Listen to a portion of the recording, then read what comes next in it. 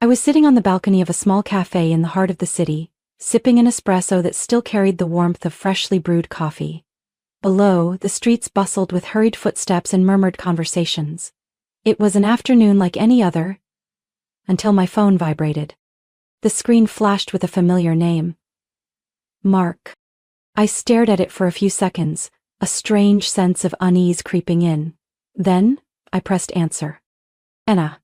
His voice came through, and there was something unusual about the way he said my name. I'm calling to tell you something. I didn't respond. I waited. I want a divorce. The words were blunt, spoken without hesitation. I let them linger in the silence for a few seconds, as if deciding how I should feel. But there was nothing to decide. I've sold the company. His tone now carried the confidence of a man who had just closed a lucrative deal. Lauren and I are leaving to start over. Lauren. The name was far from unfamiliar. The woman Mark thought I didn't know about. The mistress he assumed I was too blind to see. I set my coffee cup down and gazed out at the city. The evening sun cast golden streaks across the pavement, stretching long shadows over the road. What was Mark expecting? A scream? A furious outburst? Or perhaps a single tear? I inhaled slowly, then replied calmly. Congratulations. On the other end of the line, I heard his breath catch. Congratulations? Mark repeated, as if he hadn't heard me correctly. I smiled slightly. If that's what you want, then good for you. Then he laughed. A triumphant, smug laugh. I didn't think you'd take it this easily. You do realize, Anna? You have nothing left. The company is sold, and I own the majority of the assets. I glanced at my watch. Just a few more minutes. Is that what you think? I asked, my voice steady. Of course. He nearly burst into laughter. Everything is done. My lawyers have taken care of it all. I hope you won't make this difficult. Won't try to fight for something that's already lost. You know the law isn't on your side. Oh, really? I tilted my head, my voice light as air. Then maybe you should check again, Mark. I hung up before he could react. In that moment, I felt an undeniable sense of relief, as if an invisible chain had just been severed. Mark thought he was the one controlling the game. He had no idea that this entire time, I was the one dealing the cards. As I left the cafe, my phone buzzed with a message from my lawyer. It's done, he can't sell what he no longer owns. A smirk curled at the corner of my lips. The city looked strangely beautiful this evening. Mark thought he could walk away and take everything from me? He had no clue that while he was plotting his betrayal, I was already writing the ending. I drove home, knowing exactly where he would be. Sitting in his favorite chair, wearing that smug grin, convinced that he had won. He thought I would crumble. He had no idea that the real game was just beginning. I parked in front of the house, taking a deep breath. The golden sunset stretched long shadows across the stone-paved driveway leading to the mansion we once called a home. But this place had ceased to be a home long ago. Now it was nothing more than a stage. And tonight the show was about to begin. I stepped through the heavy wooden doors, the rhythmic clicks of my heels echoing through the silent space. Mark was exactly where I expected, lounging, in his favorite armchair, swirling a glass of red wine in his hand. Beside him, Lauren stood by the window, arms crossed. Her tight red dress stood out under the chandelier's warm glow, but the confidence she once carried so effortlessly was no longer there. Mark's lips curled into a condescending smile the moment he saw me. Anna, you're finally home. He tilted his head slightly, his voice dripping with satisfaction. I assume you've had time to think things over. I placed my bag on the table and slowly took a seat across from him. Yes, Mark, and it's fascinating that you think this is already over. Reaching into my briefcase, I pulled out a thick stack of documents and placed them on the table with a decisive thud. He narrowed his eyes, glancing at the stack of papers in front of him. Lauren shifted uneasily, her gaze locked onto me. What is this? Mark asked, his voice strained. I intertwined my fingers, offering him a calm smile. The truth. And I think you should read it before you continue your performance. Mark picked up the documents, flipping through the first few pages. I watched as the color drained from his face while the words sank in. Lauren, who had remained silent until now, finally spoke. Mark? Her voice wavered, losing its usual sharpness. He slammed the papers down on the table, his eyes hard as they met mine. "What the hell do you think you're doing, Anna?" Leaning back in my chair, I replied nonchalantly, "Just giving you a reality check." I picked up a single sheet from the stack, reading it slowly. According to the shareholder agreement we signed 5 years ago, no sale or transfer of shares can occur without the approval of all primary stakeholders. And as you can see in these documents, I slid the paper toward him. I now hold the majority stake. Mark blinked, as if he couldn't believe what he was hearing. "That's impossible," he muttered. "I own 55% of the shares." I shook my head, cutting him off. "You used to own 55%. But while you were busy with your personal affairs," I glanced at Lauren, "I quietly acquired the remaining shares from other investors. I now control over 60% of the company. And do you know what that means, Mark?" I tilted my head, locking eyes with him. A heavy silence filled the room. Lauren looked at Mark, then back at me, panic spreading across her face. No, this can't be. Mark, you told me you had control of the company." I let out a soft chuckle. "Looks like he told you exactly what you wanted to hear." Lauren shook her head, stepping back as if she had just realized she had boarded a sinking ship. "Mark?" she repeated, but this time her voice was filled with desperation. Mark clenched his jaw, gripping his wine glass so tightly that his knuckles turned white. "Anna, you're playing a dangerous game." Not at all." I stood up, retrieving another set of documents from my briefcase. "But this is where things get interesting." I placed the papers in front of him. "Do you remember the $1,200,000 that mysteriously disappeared from the company's internal investment fund? And those contracts you signed with a shell consulting firm in Hong Kong?"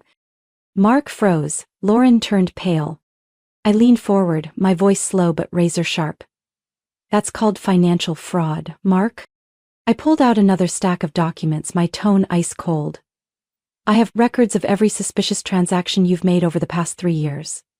There's enough evidence here to trigger a full-scale investigation by the SEC and IRS. And guess what? I already sent a copy to my lawyer this morning." Mark shot to his feet, slamming his fist onto the table. "You dare?" I stood up as well, cutting him off. "Dare to do what, Mark? Let you start over with Lauren while burning everything behind you? Did you really think I was that naive?" Lauren gasped, stepping back again before turning to Mark. You lied to me?" Her voice trembled. I crossed my arms, waiting. Mark struggled to maintain his composure, but I could see the fear creeping into his eyes. He turned to Lauren, desperately searching for a way to justify himself, but she was done listening. "Mark, I don't want to be involved in this," she nearly screamed, panic thick in her voice. "You promised me everything would be fine." Then, without another word, she grabbed her purse and rushed out the door without looking back. The door slammed shut behind her, leaving behind an eerie silence. I turned back to Mark. He stood there, his face contorted in a mix of rage and despair. I shrugged, picking up the final stack of documents and placing them gently on the table. "Tomorrow, the board will hold an emergency meeting. And guess what? You won't need to attend. Because as of now, you're officially out of the company." Mark stared at me, still unable to process the reality unfolding around him. I grabbed my bag and turned toward the door. Just before stepping out, I paused, glancing back at him one last time. "You know, Mark," I said softly, almost like a whisper in the wind, "if you had simply asked for a clean divorce, I might have let you walk away without any of this happening." I opened the door, stepping out into the cool night air. "But you chose betrayal." And with that, the door closed behind me. The game is over. Night had fallen over the city, but the glow from my computer screen still flickered steadily in my office. Lines of data scrolled across the monitor. Numbers, transactions, emails, systematically extracted and displayed. Mark might have thought I was just a simple wife, but he had forgotten one critical detail. I am a cybersecurity expert. Before co-founding the company with Mark, I worked for a major tech corporation specializing in financial security. I understood exactly how systems operate, how data can be manipulated, and more importantly, how to expose a fraud. For over a year, ever since my instincts told me that Mark was no longer trustworthy, I had quietly built a sophisticated surveillance system within the company. No one, not even Mark, knew that every single one of his transactions had been monitored all along. I opened an encrypted file, entered a long password, and the system began displaying crucial data. Suspicious transactions. Over $3,800,000 had been siphoned from the company's internal investment fund, funneled into anonymous accounts I had traced to tax havens like the Cayman Islands, Switzerland, and Singapore. Phantom contracts. Hundreds of thousands of dollars paid for consulting services from companies that didn't exist. Market manipulation evidence. Emails between Mark and a group of brokers, where he secretly inflated the company's value in preparation for a major sell-off. I clicked on a file, opening an audio recording I had extracted from the company's security system. Mark's voice played, clear and unmistakable. "We'll keep pulling money from the company in small amounts. No one will notice. Once the sale goes through, we'll have enough to leave and no one will be able to trace it." I hit pause. The evidence was undeniable. I switched to the real-time financial transaction interface, watching as Mark made one last desperate attempt to move the remaining funds overseas before it was too late. I smirked. "Not so fast, Mark." I activated the security override, blocking all suspicious transactions through the protective system I had spent years building. Within seconds, a red alert popped up on the screen. "Transaction failed. Account temporarily locked." At that moment, my phone buzzed. It was my lawyer David calling. "I just got confirmation from the SEC, his voice rang with excitement. "They've received all the documents you sent and are launching an immediate investigation. The IRS is involved too. Mark won't be able to escape this." I tapped my pen lightly against the desk. "Good. I want them to scrutinize every single transaction, every contract he's signed in the past 2 years." "Don't worry," David assured me. "They won't let him off the hook." I ended the call and gazed out at the city beyond my window.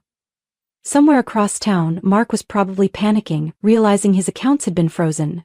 Maybe he was calling his lawyer, desperately trying to find a way out. But this time, there was no escape. I opened my surveillance system and entered the final command. In an instant, every piece of evidence detailing Mark's fraudulent activities was automatically sent to the investigating agencies, the SEC, the IRS, and even the FBI. A new message popped up from Marcus, a former colleague from the Financial Crimes Division. "The files you sent are enough to open a federal investigation. Mark isn't just facing civil penalties, he could be looking at criminal charges." I typed back a short reply. "Good. I want him to pay for everything." Not long after, an email from the SEC's investigative team landed in my inbox. "We have begun the process of freezing all assets. Any attempt by Mark Harrison to manipulate the market further will be neutralized." I smiled. Everything was falling into place. I took a slow sip of wine, feeling an unusual sense of peace settle over me. Step by step, I had dismantled everything Mark had tried to hide. He thought he was clever. He thought he could betray me, deceive me, and walk away without consequences. But he forgot one thing. I was always one step ahead. One step. And this time, I wouldn't stop. I stood by the window of my office, the city lights reflecting off the glass. The red wine in my glass swirled gently, while my computer screen lit up with an onslaught of messages and notifications, flooding in like a relentless storm. "Anna, you won't believe this. The company's stock is plummeting. Investors are pulling out. Harrison Capital has lost nearly 40% of its value in just 48 hours. The bank just issued a notice. Mark Harrison's accounts have been completely frozen." I leaned back in my chair, my eyes skimming through the breaking headlines dominating the financial news. Mark Harrison's name was everywhere. But this time it wasn't accompanied by smug interviews or images of a wealthy businessman in an expensive suit. The biggest financial scandal of the year. Mark Harrison under investigation for tax fraud and money laundering. Personal accounts frozen worldwide. I took a slow sip of wine, listening to the chaos unfolding across the city. I didn't need to be there to know exactly what was happening. Mark was scrambling, desperate to salvage what little he had left. He had always believed he was in control of the game. But now that everything was crumbling, I wondered, had he realized that I had always been one step ahead? Across the city, Mark stumbled out of the elevator of the luxury hotel where he had been staying. His tie was loosened, his face pale from exhaustion. He had never imagined a day where he would be running from his own life. His hands trembled as he pulled out his phone, dialing frantically. No one answered. His personal attorney? Not picking up. His financial advisor? Cut off all contact. His business partners? All withdrawing their investments. A crushing pressure tightened around his chest. He swallowed hard and rushed out through the hotel's back entrance. A sleek black car was already waiting. He threw himself into the back seat, slamming the door shut. I need a flight to Switzerland, immediately. The driver glanced at the rearview mirror. Mr. Harrison, I think you should check the news before heading to the airport. Mark frowned and opened his banking app. A notification popped up. Account frozen, contact your bank for further details. His breathing grew shallow. He quickly tried logging into another account. A secret account no one was supposed to know about. Account locked under financial investigation order. Mark slammed his fist against the seat. Every escape route had been cut off. While Mark was desperately searching for a way out, Lauren was also trying to save herself. She walked briskly down the sidewalk, clutching her handbag as if it could shield her from the storm about to hit. Her fingers trembled as she dialed Mark's number, but all she got was a dead line. He had promised they would leave together. He had told her he had a plan. He had lied. A taxi pulled up at the curb and Lauren quickly climbed in. JFK Airport. The driver nodded, but just as the car was about to pull away, her phone vibrated. A message from her personal attorney. Lauren, if you're connected to any of Mark's accounts, I strongly advise you to cooperate with the authorities. The FBI is involved. A cold sweat broke out on her forehead. She knew, if she didn't act now, she would be dragged into the scandal alongside him. Her eyes lingered on another message, the one she had sent to me hours ago. A desperate call for help. She had no other choice. She pressed call. Anna, I have information on Mark. I'm willing to turn over everything as long as I get protection. I could hear the panic in her voice, but I had no intention of making this easy for her. I let the silence stretch for a few seconds before replying, my tone calm but razor sharp. Good. Send me everything. And don't even think about running. I'll know. Lauren trembled as she hung up. I knew she was wondering if she could truly escape this mess. But I also knew she had no other choice. Night had fallen. I stood by my office window, watching the endless stream of headlights moving through the streets below. My phone vibrated, a message from Marcus, the FBI agent. The arrest warrant has been issued. We're moving in soon. I set my wineglass down, a slow smirk forming on my lips. Mark had always believed he could cheat the system and walk away without consequences. He never realized the game was never in his hands. And now it was officially over. I stepped into the grand hall of the Grand Manhattan Hotel, where the annual financial summit was in full swing. All eyes turned toward me as I walked across the long carpeted aisle leading to the speaker's stage. I was no longer Mrs. Harrison, the shadow behind Mark, the wife who existed only as a backdrop at events like these. I was Anna Harrison. And today I would tear down everything Mark had built on lies. Behind me, the massive LED screen lit up with bold, undeniable words. The truth about Harrison Capital, what the market needs to know. The crowd fell silent. Attendees exchanged glances, curiosity and tension thick in the air. I stepped up to the podium, placing my hands on the cold wooden surface. The spotlight shone down, reflecting off my eyes. The eyes of someone who knew exactly how much power she held. I'm sure you've all seen the headlines, I began, my voice strong and unwavering. What we are witnessing is not just the downfall of one man, but a costly lesson in greed and deception. I paused, letting my words settle into the heavy silence before continuing. Harrison Capital was once a powerhouse in the market, but in just a matter of days its entire value has plummeted. Why? I locked eyes with the crowd. Because Mark Harrison lied to all of us. Behind me, the massive screen changed, displaying a series of internal emails, falsified financial reports, and shady transactions I had compiled. Some people in the audience looked down at their phones, likely verifying the information I had just presented. Mark Harrison didn't just deceive me, he deceived investors, partners, and the entire market. He manipulated the company's valuation for personal gain, used investment funds to conceal illegal cash flows, and orchestrated the sale of the company based on fraudulent numbers. I glanced at the front row, where the top executives of the industry's biggest firms sat. My gaze landed on Charles Whitmore, an investor who had previously voiced concerns to me. Mr. Whitmore, I called his name, making the entire hall fall silent. I believe you've received the full financial report on Harrison Capital's true standing. Can you confirm what I've just stated? Charles straightened his posture, adjusted his tie, and gave a firm nod. I've reviewed the data, and everything Miss Harrison has said is entirely accurate. A wave of murmurs rippled through the room. I continued, anyone who has ever done business with Harrison Capital has the right to ask, can this company still be trusted? Do the projects Mark Harrison promised even exist? Can we allow someone like this to continue manipulating the market? I scanned the room, letting my gaze settle on each face. I don't think anyone here wants to continue doing business with a man like that. I didn't need to say anything more. The nods of agreement, the hushed but furious conversations, they said it all. The meeting quickly shifted into an open discussion.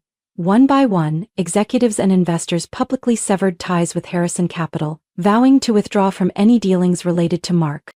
A message from my assistant flashed on my phone screen. The market has reacted. Harrison Capital's stock continues to nosedive. Competitors have canceled all contracts with Mark. I slipped my phone back into my pocket, a faint smirk playing on my lips. This was something Mark could never control. Once trust is lost, no amount of money can buy it back. The meeting concluded with clear, irreversible decisions. Harrison Capital was officially removed from the business ecosystem, and Mark Harrison no longer had a place in the industry. But what mattered more was what was happening with my company. As the meeting ended, I stepped out of the conference hall and received a call from my finance team. Anna, you need to check the market report right now. I pulled out my phone, quickly scrolling through the numbers flashing across the screen. My company's stock had surged nearly 30% in just one morning. It didn't surprise me. I had spent years building a company with real value, not an illusion like Harrison Capital. Investors saw that now. I stepped out of the hotel, the Manhattan sky looking clearer than ever. Mark once thought he could take me down, steal everything I had worked so hard to build. But he was wrong. Not only had his empire collapsed, but I had risen stronger than ever. Because in the world of business, power doesn't belong to the best liar, it belongs to the one who knows how to turn the truth into their sharpest weapon.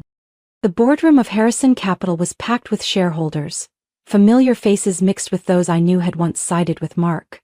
Tension hung heavy in the air as they took their seats, their eyes filled with curiosity and unease. I walked in, my dark dress and heels clicking powerfully against the marble floor. No one spoke as I sat down in the chair that Mark once treated like his throne. Behind me, the screen lit up, displaying a series of documents. I tapped my pen lightly against the table, letting the silence stretch before speaking.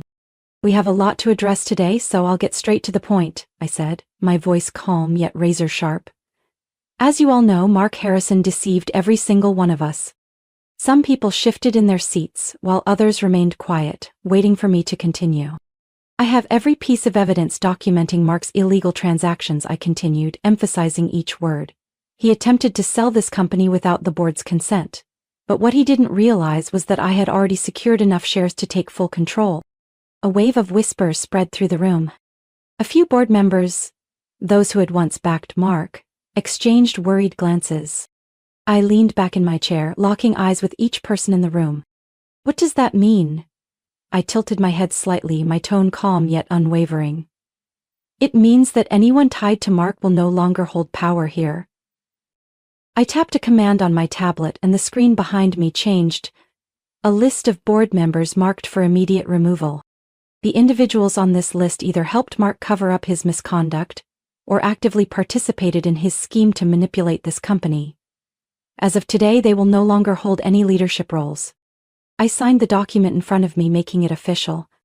A few murmurs of protest arose, but I didn't care. I had absolute control, and this wasn't a discussion. This was a statement. I turned to the left side of the room, where Charles Whitmore and the loyal investors sat.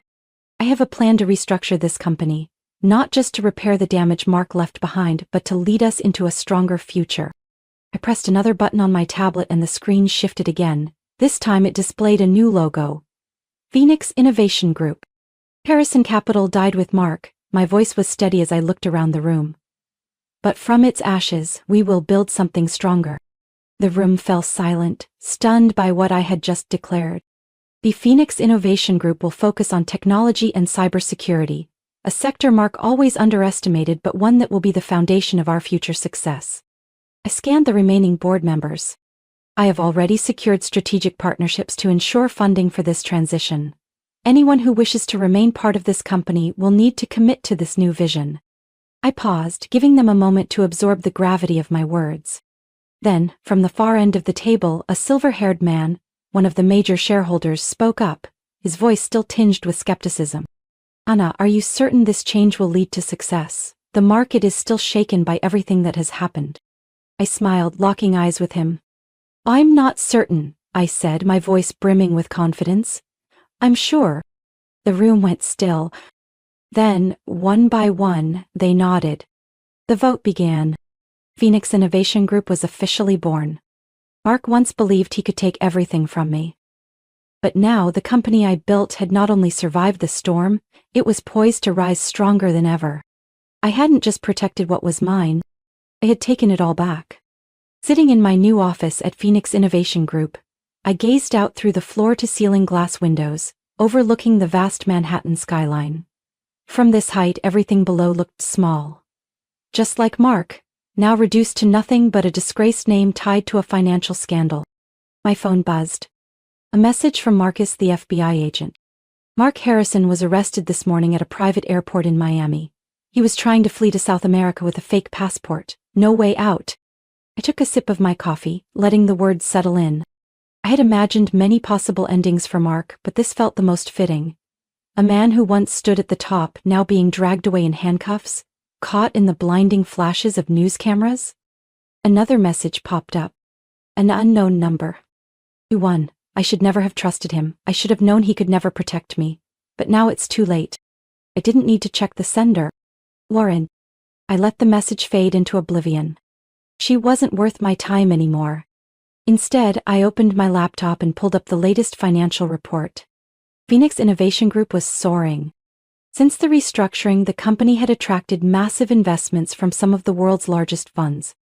Cybersecurity and financial security contracts were pouring in, boosting our company's valuation by 150% in just 3 months. The media had already started calling me the woman behind the new tech revolution. Mark had once thought he could destroy me. But he forgot one thing. I didn't just know how to take revenge. I knew how to rebuild. I stood up, walking toward the window, my eyes fixed on the horizon. The battle was over. But this was just the beginning of an empire no one could bring down. The lesson from my story is simple yet profound. Justice isn't just about destroying a betrayer, it's about rebuilding something stronger from the ashes. Mark thought he could manipulate everything, but he forgot one truth. The truth always finds a way to surface. In business, as in life, trust and integrity are the most valuable assets. Once lost, nothing can bring them back. I didn't just reclaim my company, I built an empire. And the greatest lesson of all? The best revenge is success. What do you think about this story? Do you agree that sometimes the best revenge is success? Share your thoughts below. And don't forget to follow the channel so you don't miss more powerful stories about life, family, and the lessons that truly matter.